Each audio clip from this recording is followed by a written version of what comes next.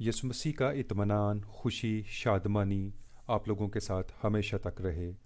हम अक्सर जब दुआ करते हैं तो हम इन अल्फाज का इस्तेमाल करते हैं, अगर तेरी मर्ज़ी हो तो आज हम इस टॉपिक के बारे में थोड़ा सा सीखेंगे।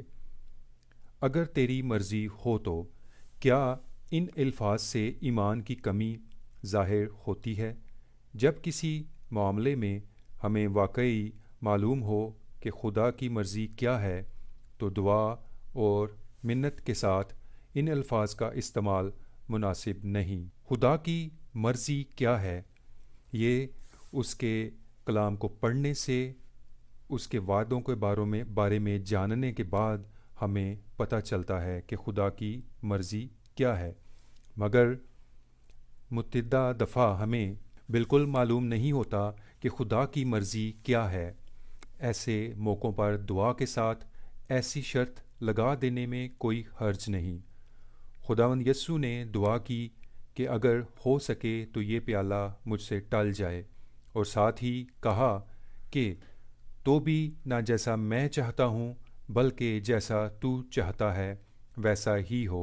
मत्ती 26 बाब और उसकी 39वीं आयत। पौलुस रसूल ने भी कहा कि खुदावंद ने चाहा तो कुछ अरसा तुम्हारे पास रहूँगा। पहला करंथियों 16 बाब और उसकी 7वीं आयत।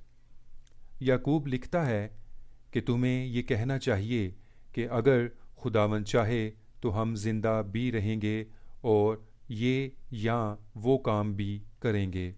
याकूब 4 बाब और उसकी 15वीं आयत।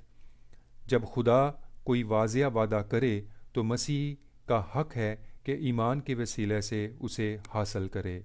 खुदा का वाज़िया वायदा खुदा के पाक कलाम में लिखे हुए हैं। जैसे उसका एक वायदा ये है कि ईमानदार जिस जगह पर अपने पाँव का तलवा टिकाएगा वो जगह खुदावंद उसको दे देगा। इसी तरह जैसे लिखा है कि यीशु मसीह पर ईमान लाने से हम हमेशा की ज़िंदगी को हासिल करते हैं। इस तरह के और बहुत सारे वाज़िया वायदे खुदा के पाक कलाम में लिखे हैं।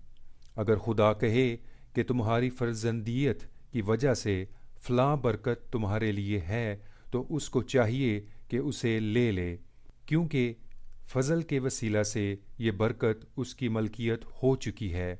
उसके लिए हमें दुआ मांगने की ज़रूरत नहीं है, ईमान रख कर सिर्फ़ उस पर अमल करने की ज़रूरत है, क्योंकि फ़ज़ल के वसीला से ये बरकत उसकी मलकियत हो चुकी है। यहाँ मांगने की ज़रूरत नहीं है, यानी ये कहने की ज़रूरत नहीं कि ऐ खुदावंद अगर तेरी पाक मर्ज़ी हो तो ये बरकत मुझे अता हो। इसका मौका ही नहीं। क्या खुदा ने वायदा नहीं किया कि ये बरकत अब तुम्हारी है? वायदा है और बरकत मिल चुकी है, तो फिर इन अल्फाज से खुदा को क्यों रंजीदा किया जाए कि अगर तेरी मर्ज़ी हो तो। लेकिन फ़र्ज़ करें कि इंसान जो कुछ मांगता है खुदा ने उसके बारे में कोई वाज़िया वायदा नहीं किया और ना कोई और बात ज़ाहिर की है, तो ऐसी सूरत में मसीही सिर्फ़ मांग सकता है। मुमकिन है खुदा उसकी मांग पूरी कर दे, या उसकी नज़र में यही बेहतर हो कि अपने बच्चे की दरख्वास्त नामंजूर कर दे। हमें मांगने और हक़ में फ़र्क अच्छी तरह मालूम होना चाहिए। हक़ की बुनियाद खुदा के कलाम में वाज़िया वादों पर होती है।